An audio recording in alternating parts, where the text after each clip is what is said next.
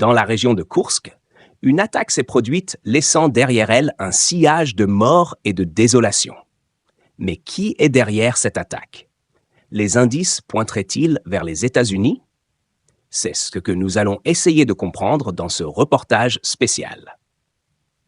Toutes les chaînes populaires de blogs militaires ainsi que les citoyens inquiets qui, malgré les appels persistants des responsables russes à ne pas escalader et à rester calmes, ont immédiatement rendu Soudja, ont condamné Koursk et se sont préparés à une marche victorieuse.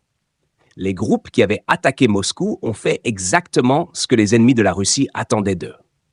Mais comment en sommes-nous arrivés là? Selon les analystes, cette attaque n'est pas un acte isolé, mais plutôt le résultat d'une stratégie bien orchestrée pour semer l'instabilité dans la région. Les États-Unis, qui ont déjà été accusés de financer et d'armer des groupes dans d'autres régions du monde, seraient-ils derrière cette attaque? Les responsables russes ont déjà dénoncé cette attaque comme une provocation grossière et ont appelé à une enquête internationale pour élucider les responsables. Mais les États-Unis ont-ils un rôle à jouer dans cette affaire? Les experts s'accordent à dire que oui, mais les preuves sont-elles suffisantes pour accuser les États-Unis de complicité? Dans les heures qui suivent, les médias russes et internationaux ont été inondés de spéculations et de théories du complot.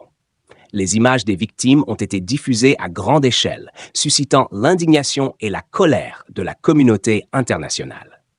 Nous avons mené notre propre enquête et nous avons découvert des éléments troublants qui pointent vers une implication des États-Unis dans cette attaque.